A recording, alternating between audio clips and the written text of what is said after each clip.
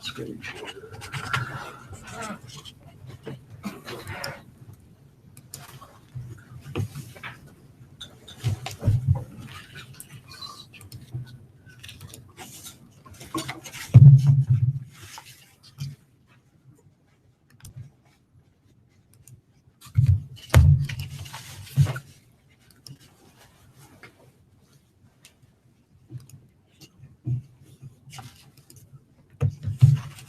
Awesome. Sean, you can sit up here. Okay. Well, just in the past when there have been I know. faculty members, I don't. I know. There's probably someone coming late. If they do, they do. If they don't, they don't. You know, it's kind of 6 of one, half dozen of another. Well, anyway, I'll do my normal welcome spiel. I'm Gary Bender. I'm with the Training and Development Group, and my partner in crime today, Owen Guthrie from eLearning. This is yet another one of the third Thursdays that we do, which strangely enough is supposed to be really every other third Thursday, not the third Thursday of the month necessarily, but every third Thursday. And we've come close for the most part. It's really just a case of us sharing some crossovers of things between pedagogy and technology, because it's kind of hard to tear those things apart these days. But they do both play a role in what happens in the classroom. As a result of that, it's pretty low key. It's really an opportunity for discussion. So, I mean, we're going to present some information.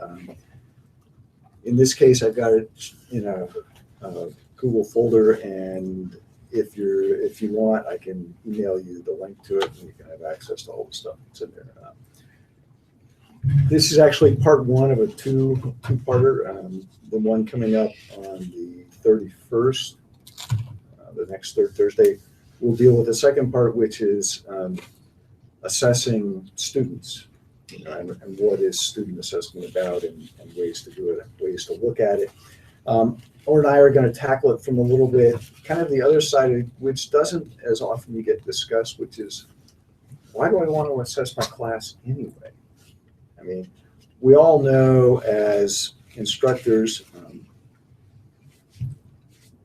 that when you look at whatever your area that you're teaching in, at some point you have to assess, hey, how's my class doing? How are my students doing? But that's really only part of the process, because for you as an instructor, part that's not often thought about or encouraged or even dealt with is the fact that, how do I know I'm doing good? How do I know I'm being effective as a teacher? I mean, from an instructor point of view, I think we all are comfortable with the fact in knowing that grades don't necessarily reflect how I'm doing in terms of the process of what goes on in the class. I can have great responses from the assessments I provide my students, but that gives me no feedback really on the class as a whole and how I'm doing as an instructor. So that's kind of the approach that we're going to take. So I stuck together a little bit of a presentation here just for fun, more as a way just sort of to work with information and keep things going.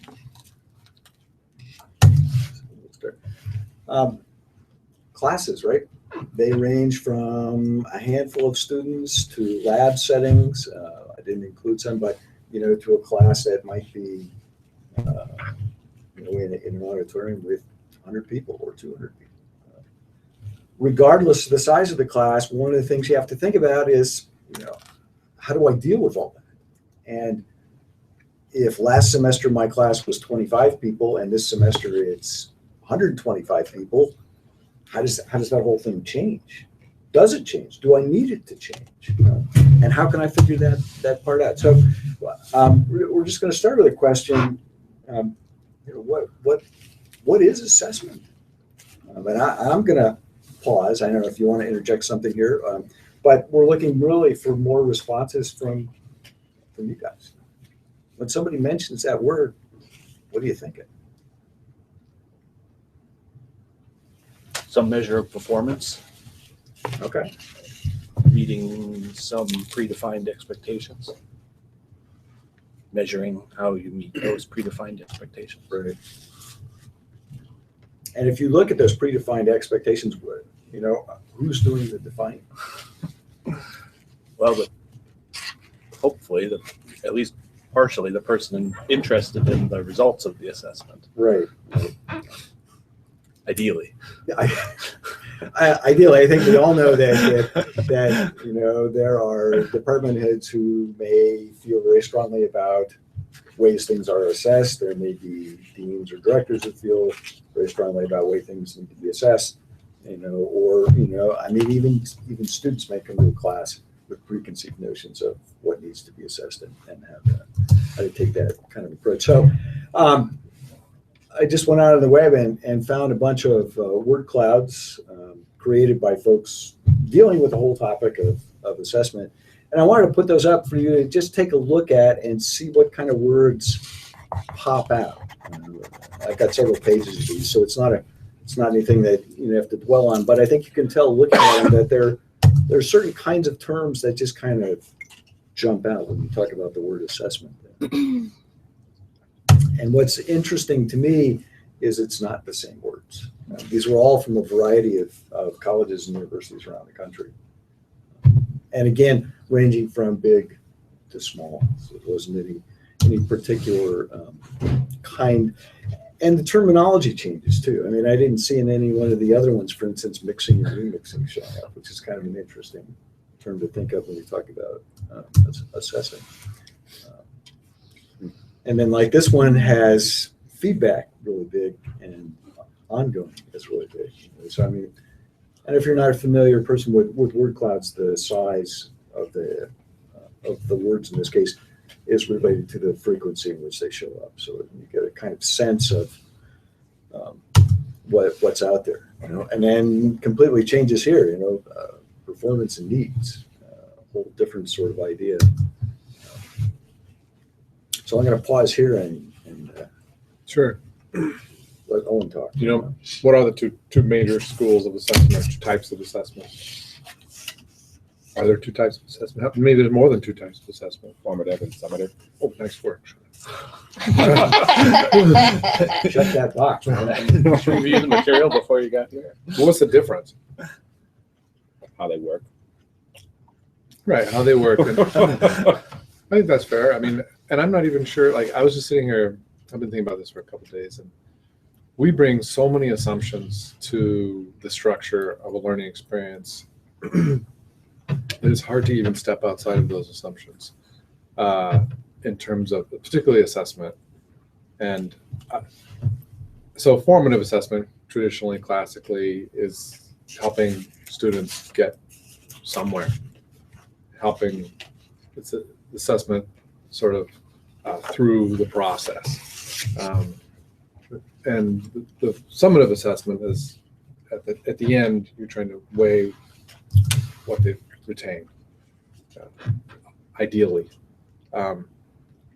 It's really hard when you step back and you start thinking about these more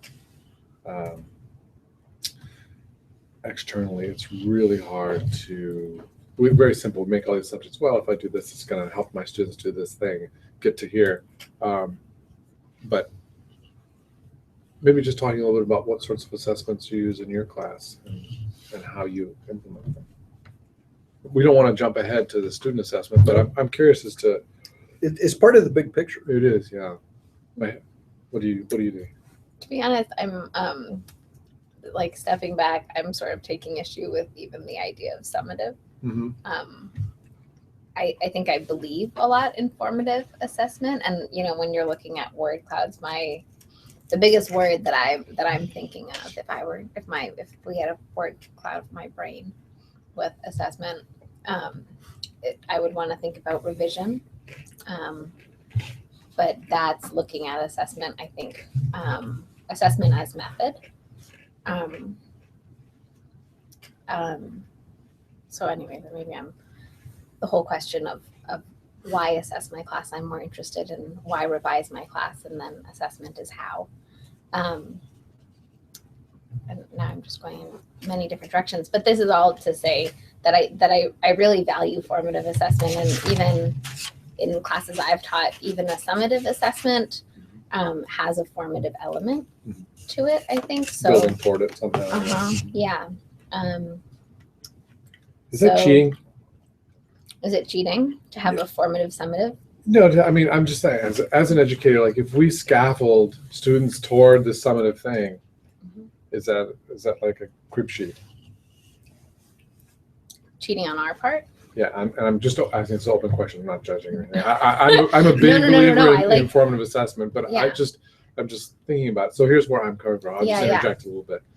So a couple of 3 years ago, I did a long-term subbing stint at West Valley. I was an algebra teacher for like a fall semester, and I took it so personally if my students did well or didn't do well, because I knew that outside of class they weren't doing much. At the end, I found out that the regular teacher who had given birth to a baby came back and said, "Hey, your students did great. They did just as well as the other class." Does seasoned long-term teacher. So I felt like, God, I did something. Okay, so my daughter's at University of Washington. She's taking Calc 3 this semester, and the students 3 tests. That's all there is the entire semester. No, there's no formative work at all. No homework grades. No nothing. Just these 3 snapshots. Yep, 3 snapshots, and there's basically 3 or 4 problems on each one. That's it. And regardless of how the class does, they'll curve it. So the average grade on one was like an 88. He said, "Wow, that was really too easy." He just curved it everybody down to get the bell curve he was expecting. It's a total different framework idea of assessment, of understanding. It's a radical, and this is University of Washington. People they're killing themselves on this calculus. They're out of school studying 20 hours or more for these exams. So the final exam's coming up this Saturday, and I'm thinking about my daughter, and I'm thinking, is that true summative assessment, or is it even that? It's really, in a way, it's having this very formative effect on her, because she's grinding away, killing, and she's getting this feedback from this instrument as to her performance. But it's just such a narrow snapshot that it's rather arbitrary and random. It's certainly no indicator of the instructor's effectiveness, because they all just kill themselves outside of class. They go to class and get the notes and everything, but they're really studying outside of class. It's traditional for science and math to have those more summative pieces, which are sort of broad brushstrokes, you're in or you're out sort of thing. So what do you think? Yeah, I mean, I literally just gave a giant summative assessment to my students about an hour ago. They were killing themselves studying for it. I tried to prepare them with formative assessments, pretty informal assessments in class, by giving them sample problems essentially that they would work on and get feedback from. I worry about some of these kind of, you asked, is formative, summative kind of combination, is it cheating? I do worry about students studying for those problems. And I want to design my assessments of my students' learning. So this is, again, maybe jumping ahead, but based on not them able to solve a particular problem, but being able to apply their knowledge to a new problem. And so sometimes I worry that if you provide them just a few examples, maybe what you have time for, that it truncates or kind of funnels them into a particular kind of thinking. We make so many assumptions about grades and scores.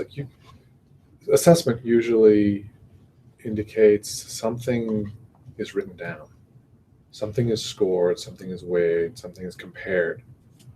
But you said you have these kind of less formal assessments. The Oxford model, they have the tutorial, where you go for a semester or a year working with your tutor, and at the end you have some sort of summative artifact of that paper or exercise, something like that. That is pretty classically summative sort of event. but all throughout there is there formative assessment? I mean, every one of those conversations that the student's having with the instructor, is that formative assessment? You know, there must be, Yeah, I think that's formative assessment. even though there's nothing written down, no scores, and you may be go 3 or 4 days without a conversation and then meet someone. So then that to me is just learning too, right? I mean, that's just simply interacting with content, interacting with another person. Is it even an assessment? That I mean, I'm just Well, I throwing these think- questions If, out there. if I there's some wonder- dialogue, then I think it can be an assessment. I think from the faculty point of view or the instructor point of view, you know, if I want that kind of feedback from my students. If I was being told regularly from students, this is working for me, this isn't working for me. This is kind of like flipping around what you were talking about in terms of the student, trying to solve some problems or learn some process. Yeah. If there is that dialogue to faculty, then that's a formative assessment for faculty all the time. Right. But if that dialogue is missing, then faculty are missing that formative assessment. I think that we can also think about, I like these big questions about assessment, but like also who or what is being assessed. Mhm. And you could think of the example you gave of your daughter. Are those assessments of the students, or are they also assessments of the class? Because the teacher looks and he doesn't have his bell curve, right? Well, so one, hit it with a hammer and turn it into a bell curve, or say something's not working in my class such that I'm not getting the Right. results, right? So I think it's interesting to think of student assessment in both those ways. I also think of formative assessment as assessing not just the student, but also the assessment itself and the teaching that's going on, whereas summative assessment is really not really interested in that. Like with the bell curve example, it was professor's conclusion was that it was too easy, so they're going to change the curve, not change the test or not change their teaching. Nope, just recurve it. It's a problem with the students study too hard or whatever. Like Yeah. that's not One of the problems is too easy, based on their. yeah. That's crazy. Absolutely crazy to my frame of reference of learning everything I should know. Like for me, why can't all the students achieve at the highest level? Why would you ever curve? I mean, once you kind of think about it, that's a whole other subject. Well, it's related to assessment, but the idea that no, there's only a few of you who are going to do really well, and the rest aren't. That's just a precondition. But on the other hand, the learning outcomes for that system are fantastic. Maybe. Well, true. Good point. Learning Yeah. outcomes for whom? Right. What Yeah. about the student who's at the bottom of the bell curve, but really Right. isn't at the bottom of the bell curve? Sure, And is yeah. being reinforced that Yeah. you Yeah. didn't know it. Yeah. That's the problem with the summative approach. Yeah. In and of itself is it's a snapshot here, now, and of whatever that particular piece is. So, Yeah. Yep. I think back to when I got my master's degree. There was summative stuff that went on in my classes, but ultimately, at the end of that process, it was entirely a formative process all the way through it. Right. The summative piece was at the very end when your committee sits around and bombards you with all the questions you never would have thought of to study from anyway. But in theory, you had picked up knowledge from all the things, all the experiences that led up to that point, as well as your thesis, being completed, which in and of itself was a formative piece, but it had summative points within that, which you were talking about. It's really, there's a mix of those things, but it has to be used judiciously, kind of like markers along the highway as you travel, right? It says, Yeah. I'm on mile 216. Great. That means I'm 3 miles from restaurant 219 or whatever. Those things have value in that context, but in and of themselves, taken as an isolated piece, Right. You have to wonder, really, what's the value? Okay. It's like, your daughter's class, great. They have a grade reflecting this, but what about the big picture? Right. And the other end of the spectrum, I'm thinking about another, so I have this family experiences. My youngest daughter recently in junior high, in grade school actually, they get weekly grades on their homework. If the test grades relative to the formative pieces are maybe 25%, the homework grade, the process grades in writing, the revision process is about 75%.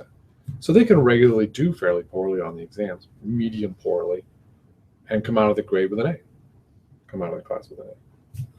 Like, does that make any sense at all? I mean, are we really assessing learning then, or are we cheating? I think discipline matters. I mean, discipline as in like, is this a writing class? Is this a math class? And I'm coming. I work at eLearning now. I should have introduced myself, but I'm coming from the English department, and and I think. But Anyways, I think in the same thing for English, so you have the same argument. Like if you're giving grades basically for completion and process throughout the semester, but their final paper doesn't have those, they didn't stick, right? They're not able to apply it on their own. Is that okay?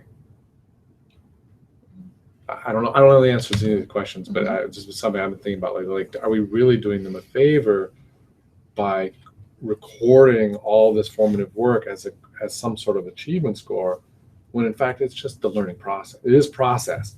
How do we weigh? There's these different philosophies about that, and obviously they apply to yourself and your own teaching too. With me, right? Oh yeah. Well, I mean, assessments are an extremely personal process. Yep. As you indicated, it's partially based on your content, whatever that may be, because there may be preset expectations, in terms of pieces of content you have to know. Yeah. It's a systematization of your assumptions about understanding, which are based on your learning experiences, which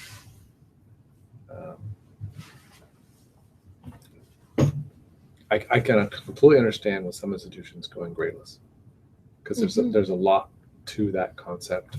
There's a lot of major colleges in the U.S. Reed College, Colorado College, Hampshire College. Yeah, they just give it up. It's just too fraught with. Well, part of the problem. It's too subjective. When you look at that, part of the problem with that perspective is,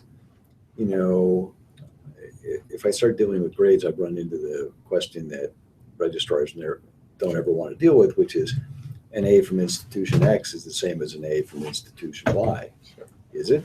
Yeah. How would I know? What does that mean? So, I mean, the real world tells us an answer to that. That's it.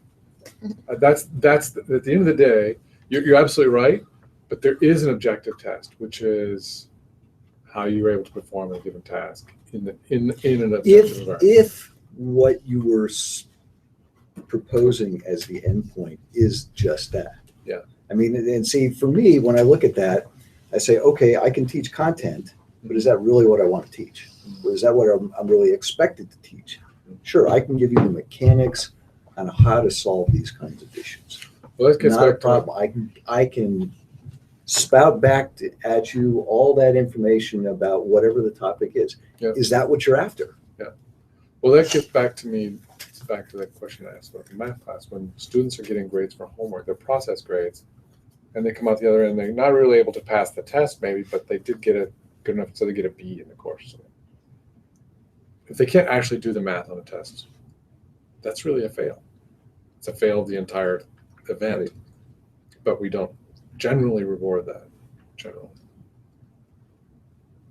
And I've been thinking about that kind of question a little bit, trying to figure out, what is looking at the formal definitions. The university here has definitions of what constitutes a C, what constitutes a B. This is mastery of your learning objectives. That's somehow different. And so, I think your example, to me, the way I interpret it in my science discipline is that if you should be rewarded for practicing the skills, but if at the end of the day you can't practice them, to me that that means that you haven't mastered that ability. Yeah. That means that an A is out of reach for somebody who can't do that. But I think too, it's important, sort of what Sean and I were saying earlier, to think about, is that F a fail of the student? Is it a fail of the test? Is it a fail of Absolutely. the formative Yeah. process leading to that test? So I'm thinking like in a math class, right? Like, so maybe, 50% of your students are failing, and then you have an open book test, right? And they do much better.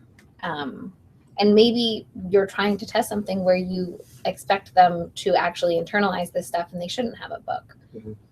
But if they don't have to memorize all that stuff and they should have a book or they should have a cheat sheet, so I'm thinking about it Those are that good way too. questions. Those are really good questions. Yeah, I really agree. Which actually goes backwards to where we're at. This is just an example of an assessment model, of which when I did some research on assessment models, I was blown away because the number that are out there are just absolutely crazy.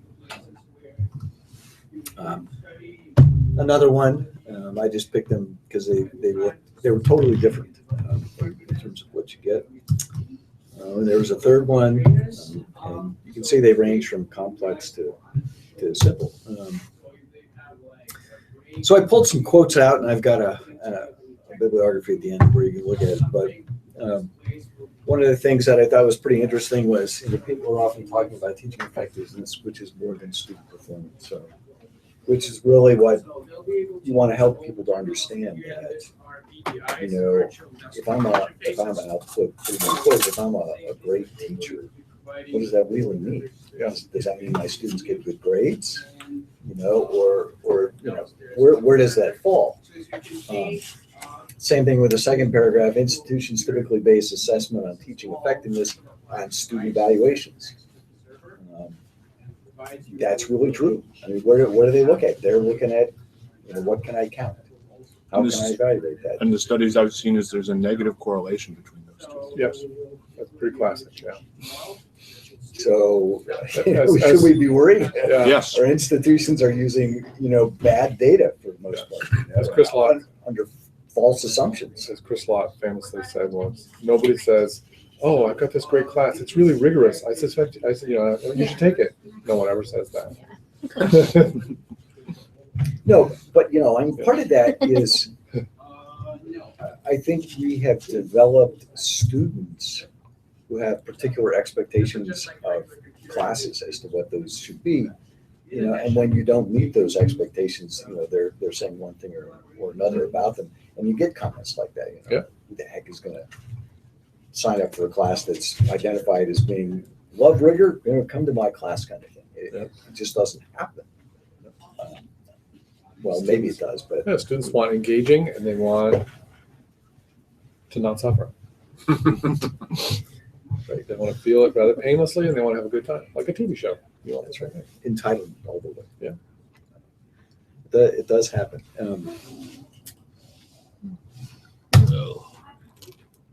So the question is, why is assessment needed for effective teaching? Why would you want to do this in the first place?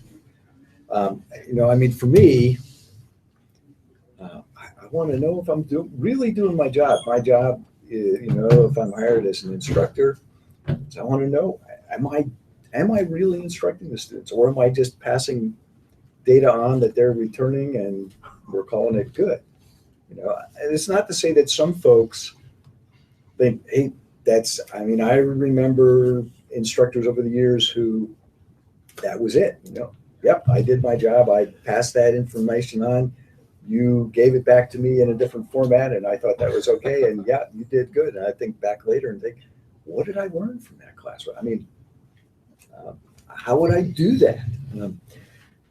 The problem is that, you've got not only the intrinsic part, there's also the extrinsic part, because at some point, your dean or department head is going to say, we need to take a look at how you're doing as an instructor.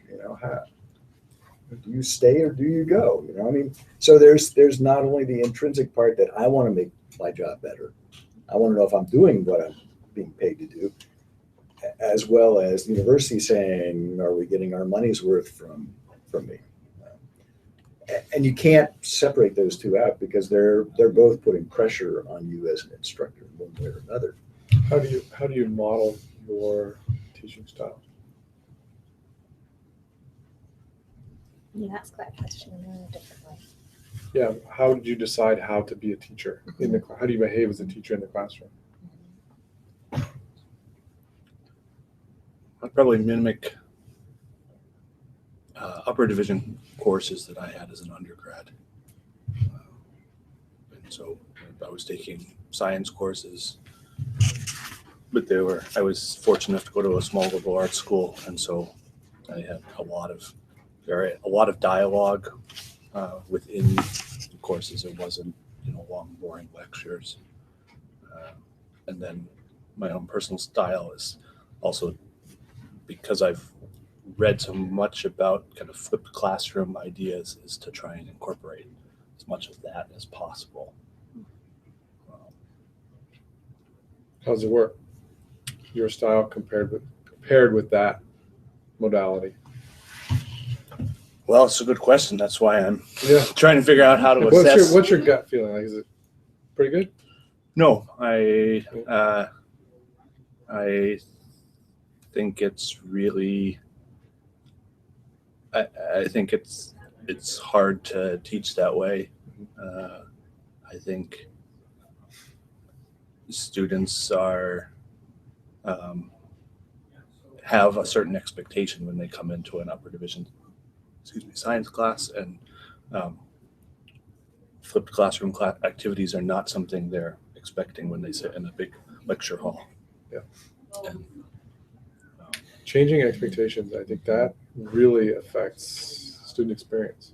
If you come at them with different stuff, you have a lot of work to do to get them to accept that. How about you?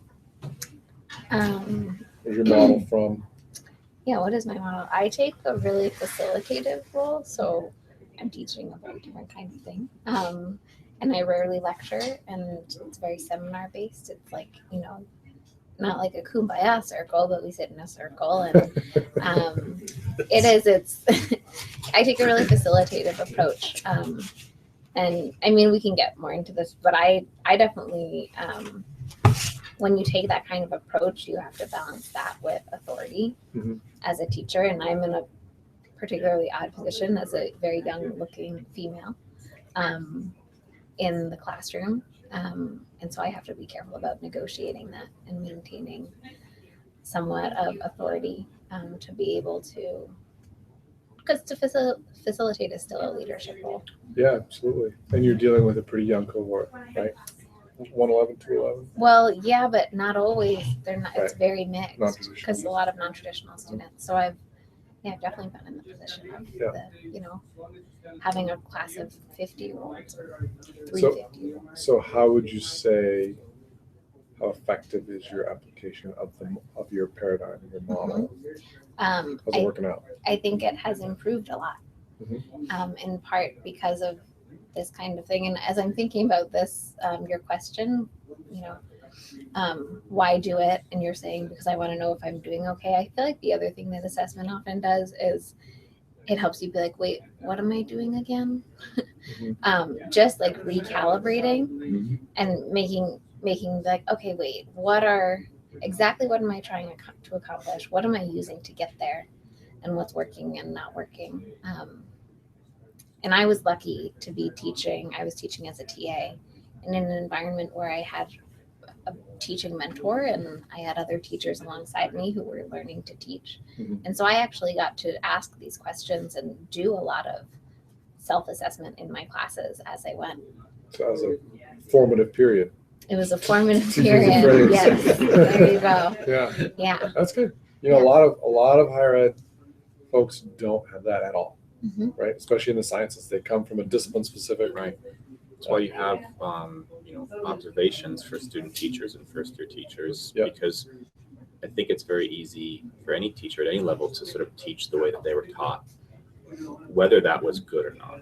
I know I've experienced that, and to be deliberate about how you choose to teach sometimes requires like an out of body experience almost, like having a student tell you, or somehow being so self-aware with practice that you can recognize when you're doing things just out of habit or not really deliberately. Sounds like you've chosen to do some things deliberately with your research into flipped classrooms, but as you said, it doesn't always feel natural, right? Yeah. It's a weird idea, isn't it? The teaching is so complicated that you can't just explain to someone how to do it and have them go in the room and do it. You really need, ideally, that almost, what's the term for the apprenticeship period, where you're working under a master or a mentor, or you're having some sort of external evaluation with some tips on how to handle things. Mhm. One of the projects that Dan and I worked on before you guys came on board was I was sort of inspired by some of the emeriti around campus, specifically from Westridge, people I'd known since I was a kid, who I know were really good instructors, were famous for being good instructors in town. And we went to their houses and interviewed them, like how did that work? You know, there's people who taught here for 35 years, and they still meet people who, you know, your class changed my life kind of people, you know. How did that happen? And by and large, they modeled their teaching on their favorite teachers from their colleges they went to back, you know, in the 40s and 50s when they went to college. And I think a lot of iteration, a lot of, you know, some things that didn't work, some things that, you know, take 15 years to get to find what your style is. Right. The pitfall there, though, is as education changes, I mean, Yep. how do you teach an online course based on the way you were taught? Exactly, right? Exactly, yeah. Yeah. I think that's still in the iterative process. Yeah, Right. we're still But it's figuring that stuff out. pretty fast change there in terms of generation. Well, but I think part of the pitfall of that is how do you, like, the person sitting in the classroom now is very different from an older, Exactly. probably So- male, probably So white. exactly to that point, so there's one particular instructor I've known for a long time. He's a lecture speaker. He went to University of Chicago, gets up in front of the room, biology teacher, and he lectures. Then there's the textbook. He never mentions the textbook. Most of the exams are on the textbook. He talks about content that's supplemental to the textbook, that makes it interesting, that adds to it. That's his style. The exams are really based on the textbook. That's all on you. You'll figure that out. They're very different. And there's absolutely no attention to active learning. Nothing. No attention to sort of student engagement. It's like, if you don't like my lecture, you don't have to be there. You know, it's from the paradigm where there's no discussion. Well, he does have some discussion and debate events for engagement. But yeah, it's an old model that's not in keeping with sort of modern pedagogy. So when students who took his class and really loved it come back to him 30 years later and say, "You changed my life," I mean, what they got out of that class based on their own So efforts? what he no, yes, but also he brought to it passion Mhm. and perspective that was beyond, you know, it was a 20, 30, 35 year He was inspiring. person in the field who could bring in, help them connect to all these other bits of information that was not anywhere near the capacity of the book. That seems to repeat a thing. And just the other thing is that those people really care about their students. I mean, really attention to the individual. So the question, though, that would come out of that experience is, what did I really learn? Yeah. You know, was it Absolutely. the content of that class that I really learned, or did I learn something else? And it sounds like what those folks learned was not the content per se that came along with it, probably because of the passion that he instilled in them to some degree. But what they learned from it is not, you know, I'll just use, you know, let's say it's an advanced chemistry class. Yeah, it wasn't, I don't come out of that class remembering, you know, the different ketone chains. Right. Instead, I remember the person. Yep. I remember the passion. Right. I mean, I had a chemistry teacher, you know, who did the same thing. I couldn't tell you anything about the chemistry aspect, Yep. but as a person, as an instructor, he was memorable. I mean, there were things about him that I admired. But having said that, you know, if I backtrack and think about that, is it, you know, the class didn't do anything for me as a class. You know, I signed up, got my credits, passed the class, but where does that fall? I mean, for me, it didn't fall anywhere. I mean, I didn't come out of it knowing way more organic chemistry than I did when I went in. So one of them was Dave Klein. Some of you may know Dave. still teaching on campus, 89, I think. And he said by far the portions that he liked the most, and he felt students got the most from, were the field trips, where they were together for an extended period of time, eating, traveling, discussing, out in the field, applying and seeing the things they were talking about. But mostly it was that connection between his practice of knowing a lot about the real world and then being right there together. Is that human connection, which is the same thing. So when you're evaluating yourself as a teacher, how do you evaluate that? We're busy, can't really be everybody's friend. We can't, you know. Yeah, and you wouldn't want to. I mean, that kind of defeats the But you do purpose. have to be available at a certain level as a representative of your discipline to inspire. Oh, absolutely. Yeah. And you know, I think the reality is, I mean, that's a piece that's often left out. When we talk about, well, I'm signing up for whatever class X. People who are in, you know, the instructors of that class, you know, probably look at it as, you know, here's my content piece, you know, here's my process piece, whatever it may be. I need to make sure I impart that.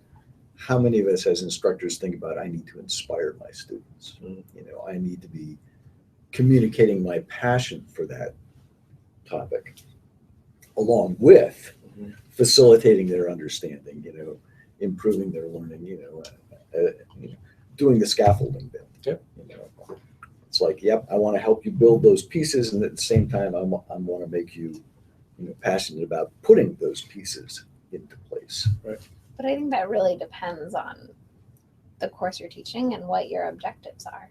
I mean, if you're teaching in an intro course to your discipline and you know that you're going to get students who are maybe undecided about where they're going to head, then maybe one of your objectives for you as an instructor in the course is to inspire.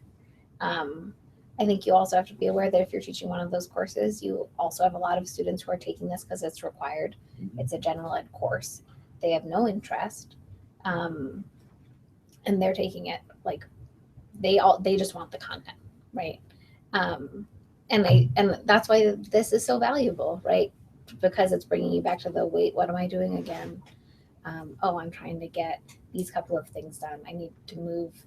I think that's the other. I guess this is what I was bringing up too with, you know, these older, very talented teachers. Maybe are not teaching to the whole population of students that we have at our university now. Right.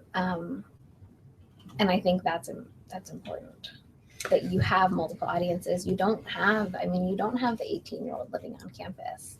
You know, you have someone who's working full time and who's juggling kids and who might say, like, it's great that I can come to this inspiring lecture and that's really motivating for the course, but really, if I don't have to be there, I'm going to read the book and I'm going to do the test and that's it, you know? And actually maybe that model works really well because that instructor is giving that option and then is also giving the option to the first and second year students who like are going to go into natural resource management. On the other hand, maybe that's just an artifact of an antiquated industrial mode of teaching, and the assessments don't reflect the learning. Because like if you sit through 14 weeks of someone's inspired lectures, 3 hours a week, 45 hours or whatever, and the tests don't reflect any of that or little of that, what's going on there? Well, As it from a design point of view, that's a fail. Yeah. And it also seems to me like this professor who told you, you know, really the best things were these fieldwork times where my students ate dinner together. And it's like, okay, well, you're not going to have dinner with your students every day in the classroom. So what's the bigger idea that's happening there? And the bigger idea is that you're building community Absolutely. and that you're having them talk to each other. How can we do that in the scheduled class time you have every week, right? Like the fact that like there was this success in the field is great. And if we're doing assessment and we're thinking about it as revision, then how do you translate that and do it better, you know, and get more done and give that opportunity to the students who can't go on the field trip because like they can't get childcare, you know? So maybe being a good instructor has to do with how you facilitate community as much as how you are inspired about your content or I mean, there's all these different things, right? And we don't think about like, if I'm funny, they'll like me if I'm funny, right? That's a trope about teachers. Students want to be entertained, and that works to some extent. Teachers will say, "Hey, go take his class. He's hilarious," But again, what do you remember from that class? What do you walk Yeah. away from at the Yeah. end of 14 weeks? Or Gary's often telling me, Gary Copas, on campus, teaching justice. So students come up to me, say, Gary, I loved your class. They became a justice major because of him. I loved the stories you would tell. He said, I don't know if that's a good thing or a bad thing. They never say, I love what you talked about theories of American justice. They love these anecdotal stories you talk about policing on the last frontier. But they were relevant to They were content. relevant, but that's what caught them. That's what inspired and motivated. It does raise questions. So, what should be assessed in your class? I mean, to go, definitely go back to people have preconceived notions, but if you didn't have preconceived notions, what would you want to know about your class, and how you teach it? What are the things, if you could just write it down and say, well, what are these things? What do I really want to know about how I'm doing?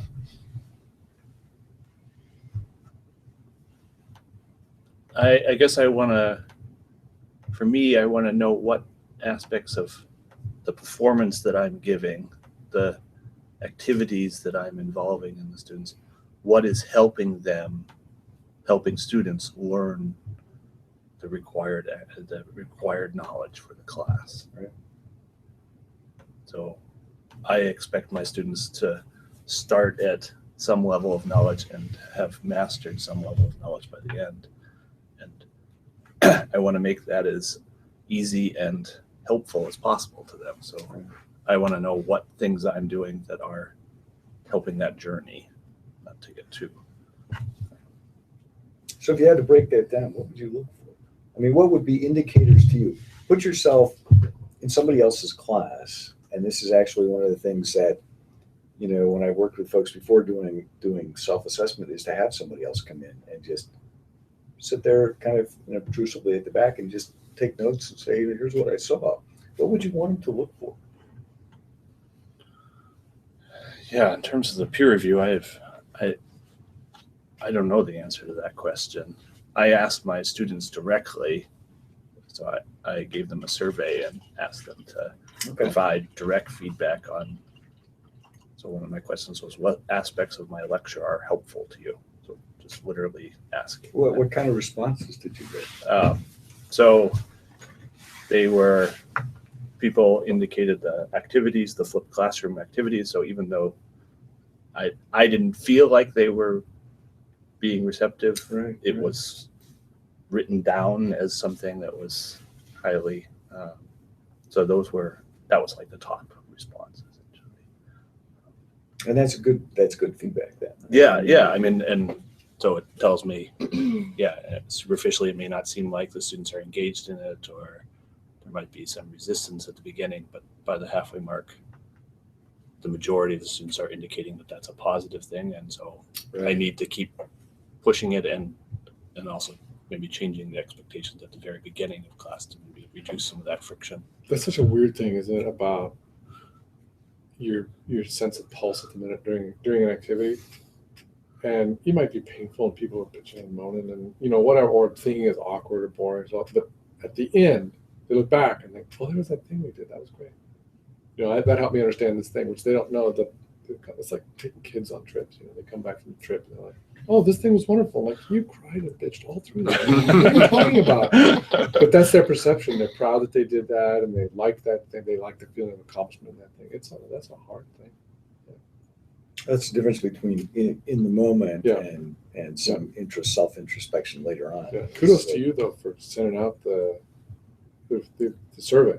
Yeah, I mean, I got that method from a senior professor in my department who does the same thing. So that was like pure mentorship, but I can take no credit for But you did it. coming up with it during the Exactly. I think that's the key issue. I mean, you looked at that and said, I can do that. I mean, there are a lot of faculty who are there's a lot of trepidation about, are crossing that line and asking that question. Do I really want to know? Well, or I just don't care. Like I mean- I don't care. I It's don't. not I'm important. not saying about me, but many have that opinion. You know? I mean, and certainly last year was painful to read personally. It was, Yeah. it was hard to read all those things. So I can understand why people don't want to do that. I guess my question too, because you identified something that could be assessed, and you also identified a method, right? You just sent a survey, Mhm. which is a pretty simple, sort of that's like an instinctual. Well, how do I check if it's working?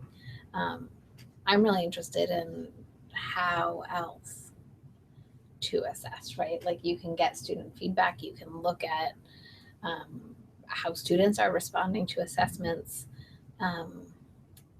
You can, I don't know. I mean, you can have a mentor come into a class, you can work with the professional. What about your What else can you do? own informal sense? Is that accurate or inaccurate? Like how, like if looking back on say last semester, fall semester, like you think you have a fairly reasonable sense, or is it like less than placebo in terms of accuracy? You have a personal placebo. That's a great concept. I think generally, that's sort of classic things that whatever you'd be told, you already know, but you just didn't want to deal with it. You know what I mean? You just kind of like, that's probably sucks, but this is the best I can do with this thing. But someone else might say, you know what, actually, this is not good. So the question is, I think your question is a good one. How else? You can elicit from students. Mhm, The only other person in the room is yourself. mhm. You can look at what students are doing that they may not be aware of. I think looking for things like, are they making connections with each other? Are they bringing more to the experience than what you're giving them?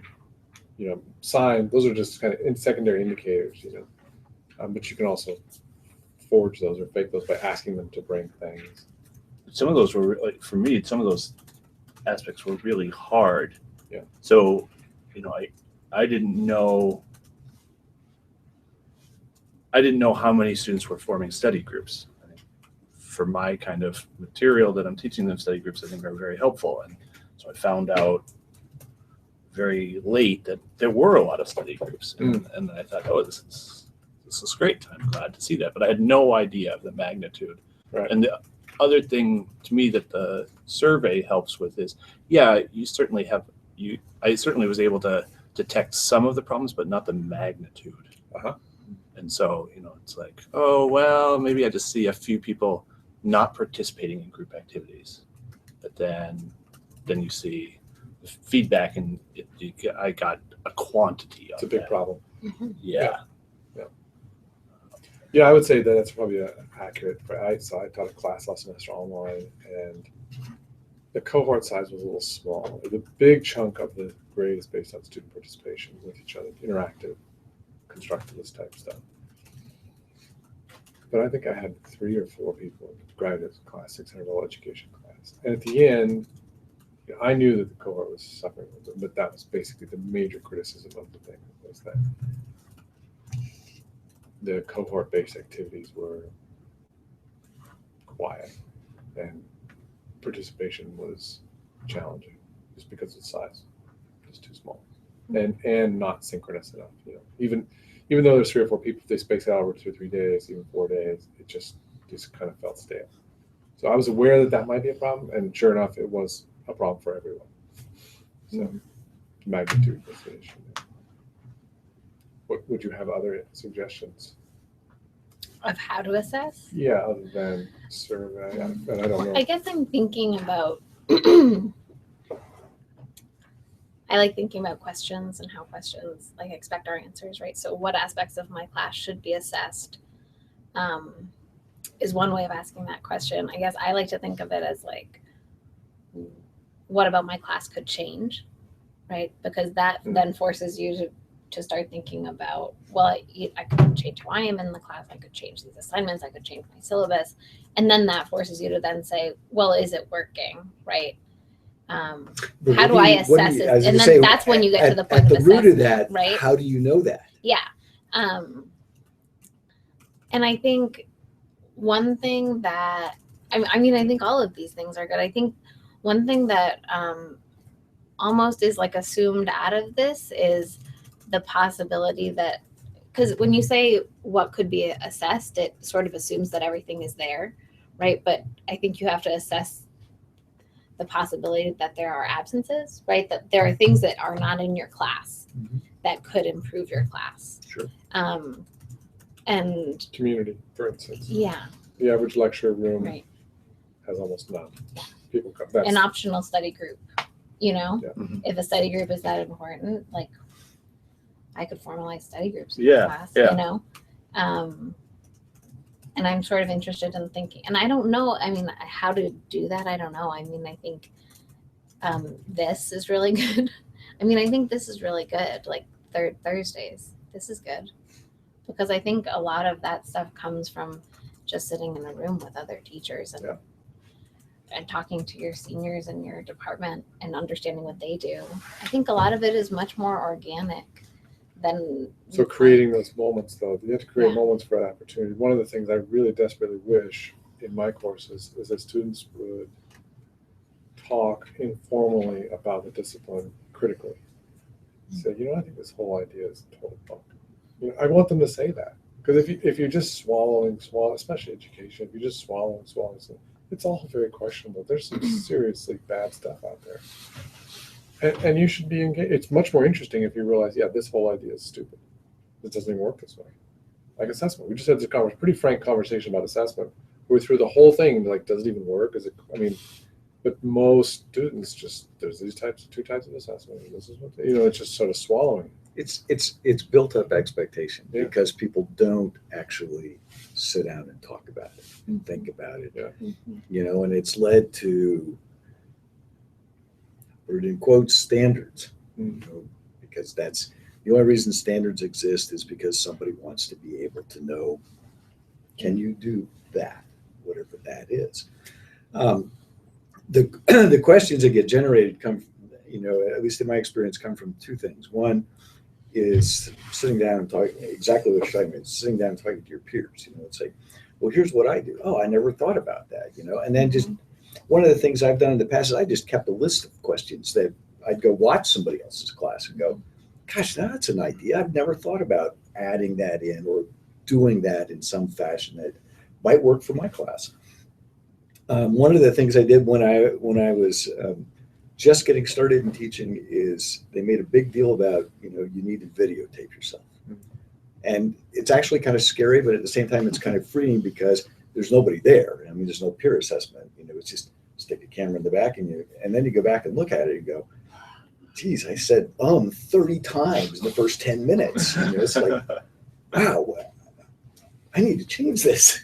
And watching how students react to things, and, are they paying attention to me or are they, on their doodling or whatever the case. So, I mean, part of that is you're just kind of, organic is a great way to phrase that. I mean, you're just kind of gathering all these possibilities. The peer piece is a really big piece. I mean, it's a little scary to ask somebody to tell me what you think. What did you see in my class? And getting them on the same playing field and say, I just want to know what your perception is. Because if you're not used to my class, you walk in and see it, do you get the sense of all these things, being connected? Am I using a variety of teaching strategies, or did I do nothing more than just lecture for 50 minutes or whatever the case? Those are the kinds of things that as you accumulate them, then they kind of sit at the back of your mind and it plays right into your revision thing. You get done and think, I don't think I did more than one different teaching strategy today. And you make a note and say, I need to fix this. I need to think of it in a way that's different for me. And it's not easy to do because, all of a sudden what you're getting into, and it sounds like you've had great experiences, as you've come up through that process of wanting to do that, thinking everything I do, how can I do it one step better? You know, how can I make it more effective for those students? If you've never done that before, it's, I mean, it's like the first time you try and get on a bicycle, you're going, no way. I mean, there's no feet on the ground, and I'm doing what, 20 miles an hour down a hill. I mean, it's scary as all get out.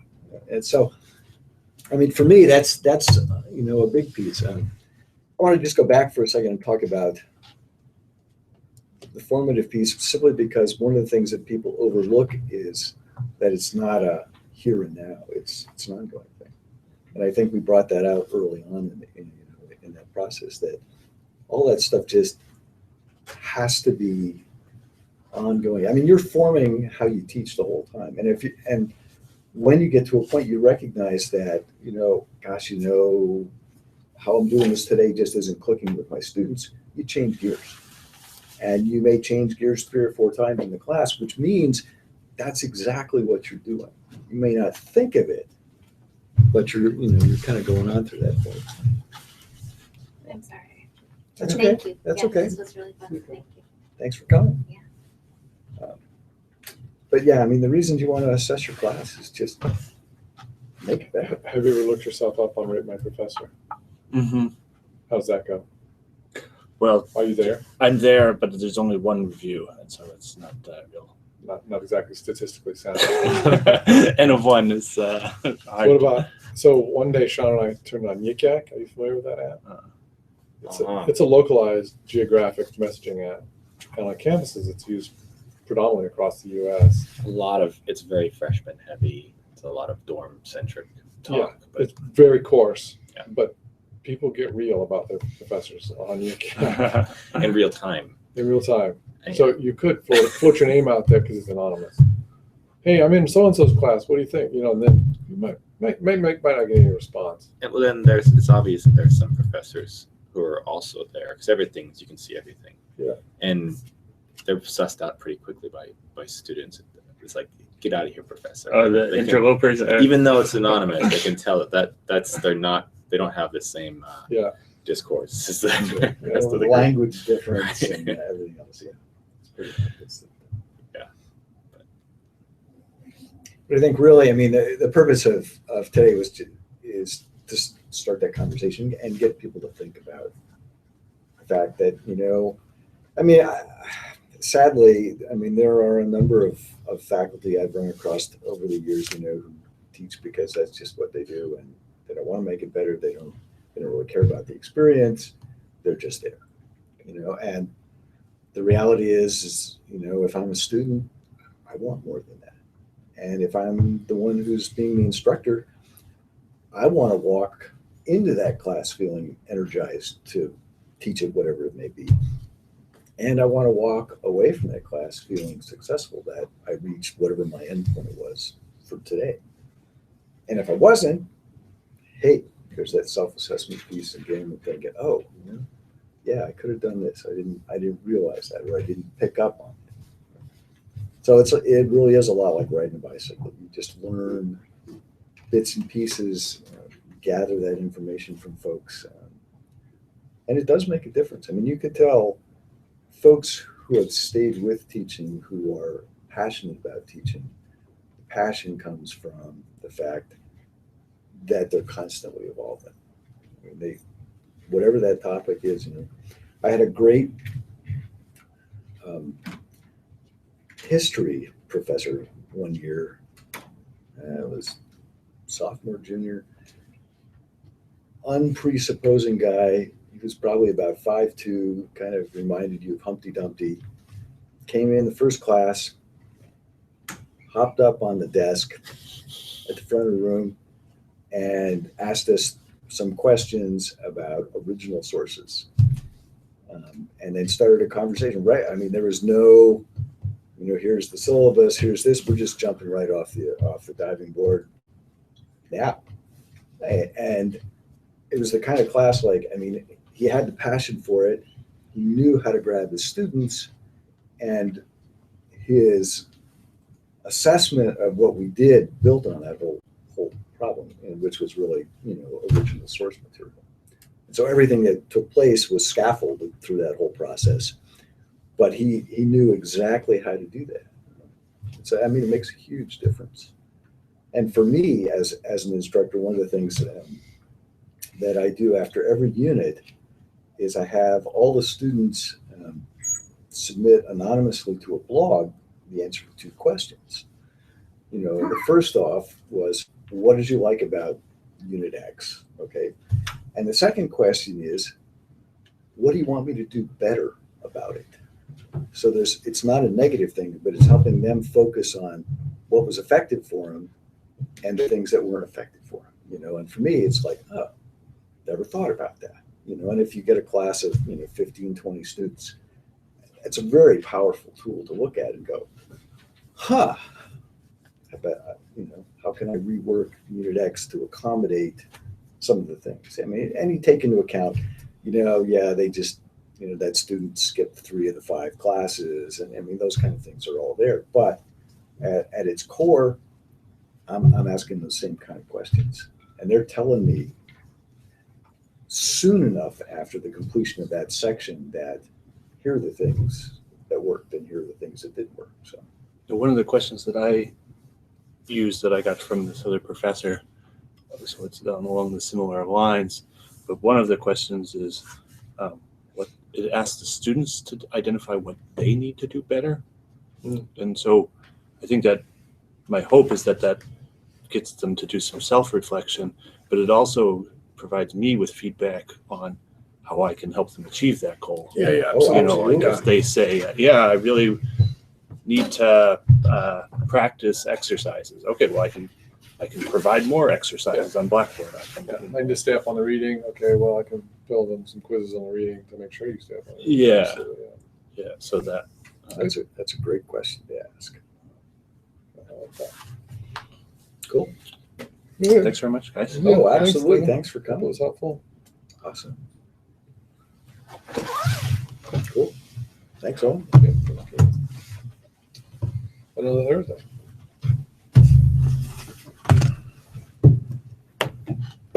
Keep in mind, I think it's Kristen and. Yeah, I will. Kristen and Mr. Bex. I think so. Yeah. For the student side of life. Yeah. Okay. Awesome.